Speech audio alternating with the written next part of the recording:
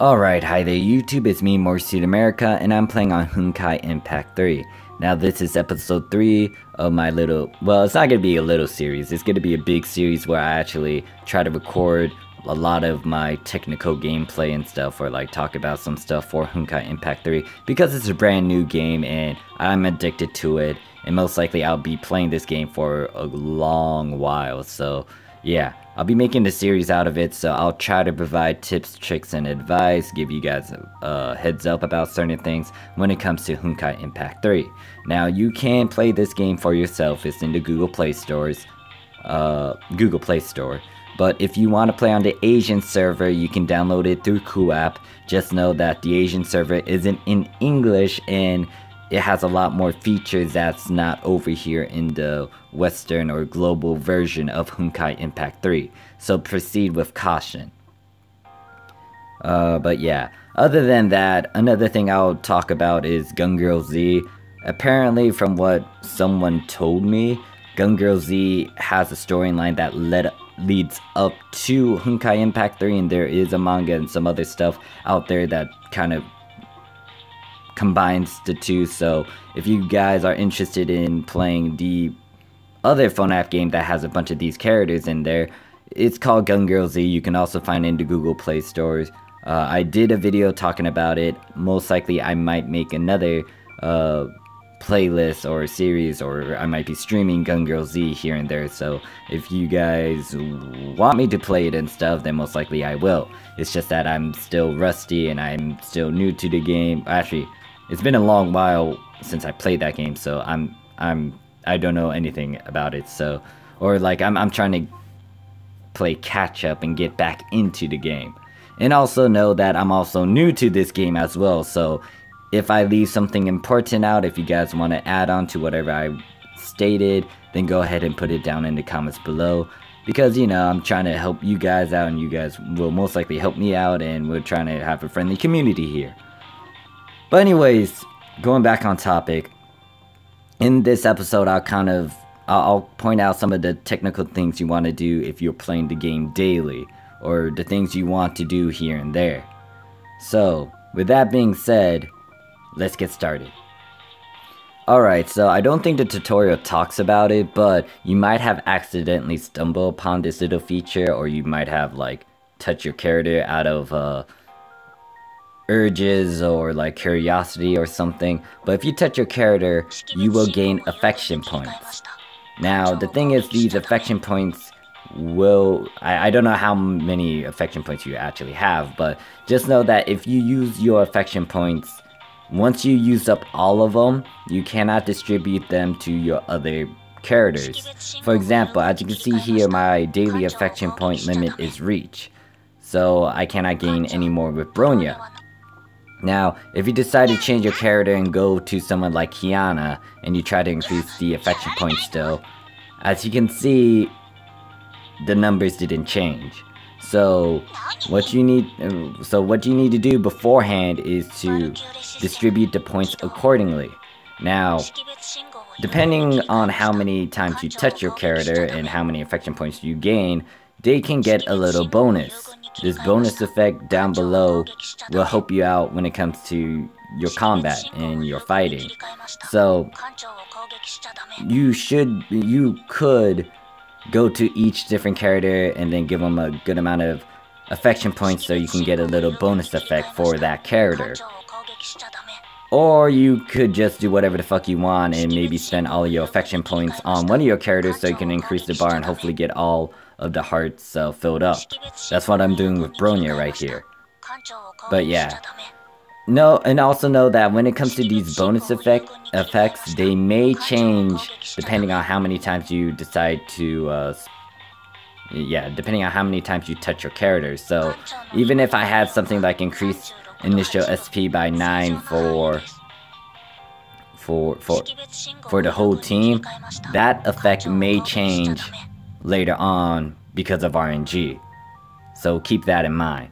But yeah, that's one of the things you guys should do if you are playing this game. Make sure you max out the affection points, or you distribute the affection points accordingly to each of your vaults. Alright, so the next thing I'll talk about is your daily mission. Now, it's pretty straightforward if you're used to playing a bunch of other phone app games that have a bunch of daily missions, but I'm gonna address it anyways. Pretty much, this is gonna reset every day. Make sure you do it because you will be able to obtain more rewards. Over on the left hand side, as you can see, there are rewards depending on how many daily duty points you have up here. To get these daily duty points, you need to complete these missions. So once you are level 30, you'll be able to get all 5 of these chests on the left hand side. And you need to have 150 daily duty points to get that level 30 chest. And you can check the rewards at your own time, or like when you get into the game. But the next thing you want to pay attention to is the weekly duty. Now, the game will reset the weekly duty every Sunday. So when it's Monday on the new day, it's going to be 0. So what you want to do throughout the entire week is build this up to at least 1,000. And the way to build up the weekly duty is make sure you do your daily duty. As you can see here, I have 10 points in daily duty. It gets counted towards my weekly duty. And as you can see, you can get fragments, crystal, and a toolbox for these 2 chests over here, for having 500 points in the weekly duty and 1,000 points in the weekly duty. So yeah, make sure you do this every day if possible. If not, then try to do as many as you can so you can get these chests over here. And if you're lost, or if you're trying to figure out what you need to do specifically, all you need to do is like look at the daily mission you need to do, hit the go button, and it's going to take you to wherever you need to go. Alright, so just giving you guys a heads up, I will now talk about the Armada. I'm having a hard time pronouncing this damn word. Armada. I'm not going to talk about the teams or the guilds in the game just yet because I'm debating about making my own team or joining someone else's team. So if I do leave out some stuff that you should do if you're in a team, then yeah, go ahead and put it down in the comments below. Because right now I'm not in a team and I don't know about the features just yet, so I'm gonna skip over it. However, as you can see, I'm at the base area now. You want to make sure that whenever you get the chance to, you upgrade each one of these facilities, or upgrade whatever facilities you can. Because the more upgrades you have to these facilities, the better. Because it's going to help you increase your skill point, what is it? Yeah, it's going to help you increase your skill points, it's going to help increase your friend slots, it's going to do a lot of things over here. And, yeah, if you go over to the increase tab option, you can see that like if you upgrade your facility at a certain level, you'll be able to get a certain benefit off of it. Now the salvage button is not available yet, and this shows you how many friends you have and how many skill points you can obtain. But yeah, make sure you also level up the Honkai power core, because this will allow you to have more energy and so you can get more benefits and perks for various things. Now, since I'm over here, I'm also gonna mention this. If you don't know where to... No, that's the wrong button. Let's say that you don't have the, item to upgrade your facility. All you have to do is click on the item you don't have, and then you can just click on one of the areas that you already unlocked and then go ahead and farm in that area. Well, I will be farming in those areas in a bit because I need those fragments so I can actually level up these facilities. Now, while I'm in the base, I'm going to be talking about the command center, because depending on if you're very busy throughout the entire day, or let's say you're not going to be playing the game for a good while because you ran out of stamina, you may want to send your characters out on an adventure. Now, depending on what level it is and depending on the perks you unlocked, you may only be able to... Okay, I think my English is off there, but what I'm trying to say is that you might be able to... No, wait. Since you're new to the game, you will only be able to do one adventure. Later on, if you upgrade the facility, you can increase the adventure slots and you can send out multiple teams to do X, Y, and Z.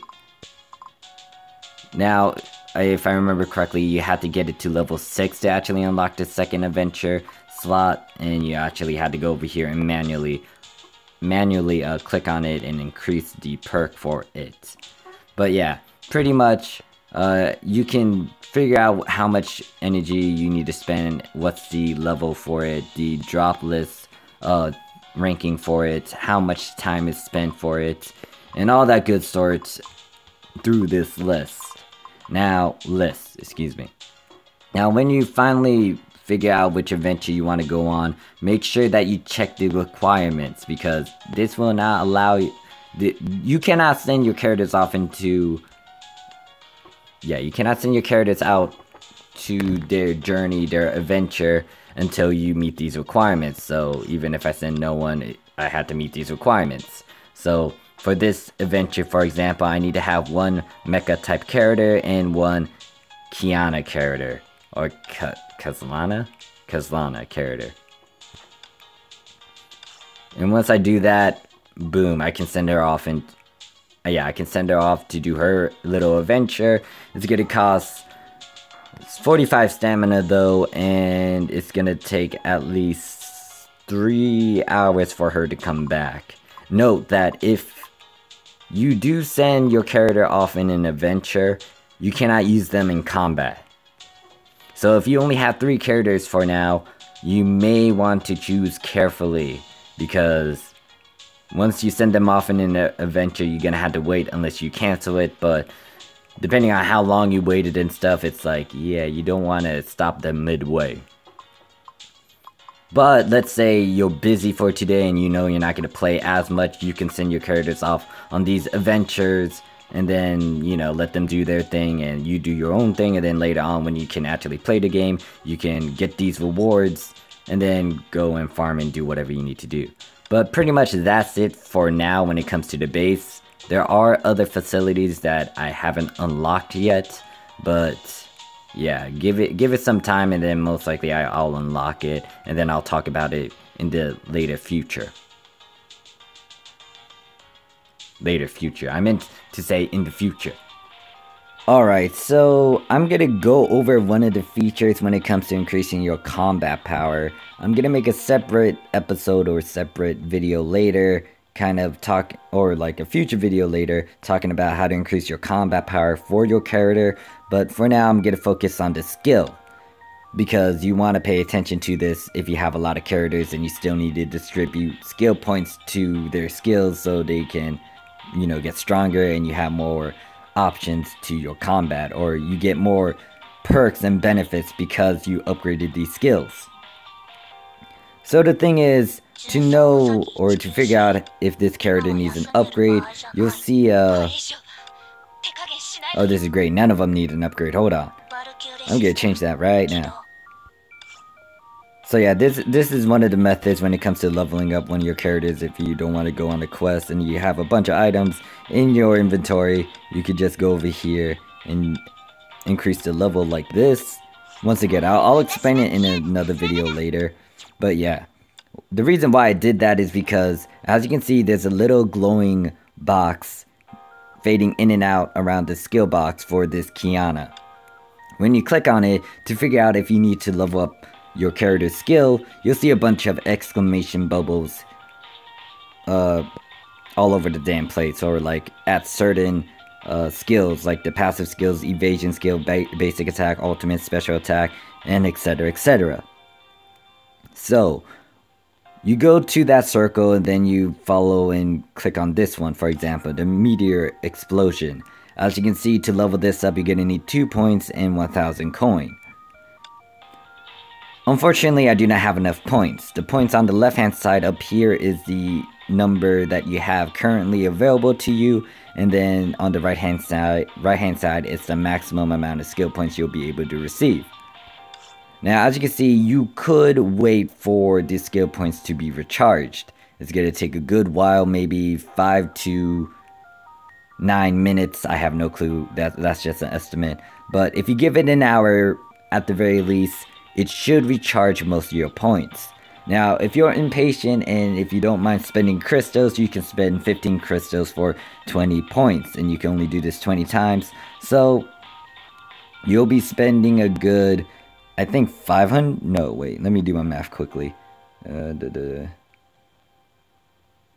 I think 300. You'll be spending a good 300 crystal for 400 points. Depending on if you really want to spend your crystals and stuff, you can do this. Now, for me, I'm just gonna wait for a good hour, then come back and then use those 21 points I received just by waiting, so I can increase their level and then like save up my crystals for something else. But yeah, this is an option for you guys. But make sure that if you do have a bunch of characters and they need to level up their skills, that you do this every time. Like go in there, level up something.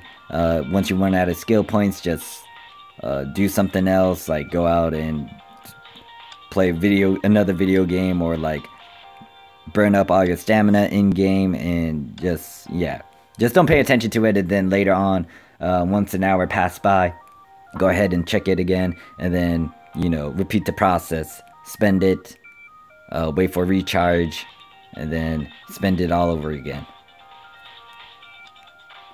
Alright, so the last thing I'll talk about will be the event quests, or the event maps you can actually run when you're playing this game. You want to make sure you do them every day so you can get a good amount of items here and there. To find the event stuff, all you need to do is go to the attack button. Here's the storyline. Here's chapter 1 of the storyline. All you need to do is click on the bottom right hand corner. It's going to bring up the world map, and on the far right you can see that there's events. Depending on what level you're at, it may be locked for you, but once you actually reach the requirements, you can actually do these events. Make sure you do these events as best as you can, because once again, they drop a good amount of loot for you, and some of these items can help you out when it comes to enhancing your equipment or getting a bunch of materials so you can upgrade your weapons, and etc, etc. Now, when it comes to the bosses, I'll advise you guys to... Alright, so I cut myself off right there because I know that the bosses are either easy or they're hard. Now, this depends on what mode you're doing. Yeah, it depends on what mode you're playing on, and also it depends on if you are familiar with the boss.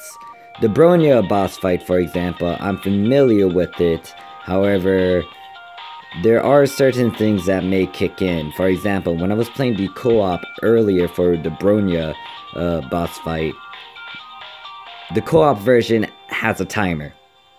And the thing is, you had to kill Bronya under whatever time limit it is. And the thing is, my group, or my team, or my party, let's go with party. My party wasn't able to beat Bronya or kill Bronya in that time limit, so we failed that mission. So yeah, depending on requirements and stuff, you may need to pay attention to whatever you have when it comes to you playing with other people. Unless you're playing with a bunch of friends and stuff, then that's fine, or a bunch of teammates. But yeah, just know that the boss fight is a boss fight for a damn reason. And you can get a good amount of loot here and there. You can get a bunch of weapons. Actually, I think that is a weapon. Hold on. Yeah, that's I think that's a katana. Yeah, that's a katana. And also know that when it comes to the co-op version of it, they will drop different loot compared to the single player one. Or, yeah, the single player one. I don't know why it's locked for me, but I guess that it's not up yet. So yeah. And yeah, there is a single or co-op mode, so if you want to play with friends, then you can go ahead and click on that co-op tab and do that. And apparently you can do the same thing with this, well, storyline, it's not the same thing. Actually, is this the only map we can actually play co-op on? Looks like it. Maybe.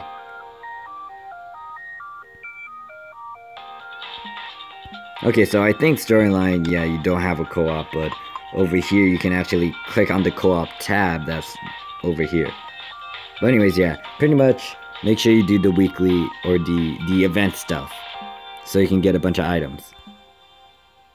And pretty much that's it, so thank you guys for watching. I'll conclude this video with co-op gameplay at the end of this. And if you guys want to add on to whatever I decided to talk about, or if you want to just talk about something in the comments below that involves this game, then go ahead and do so. But thank you guys for watching. I'll see you guys around. Peace! 館長、ブローニャは何をすべきですか？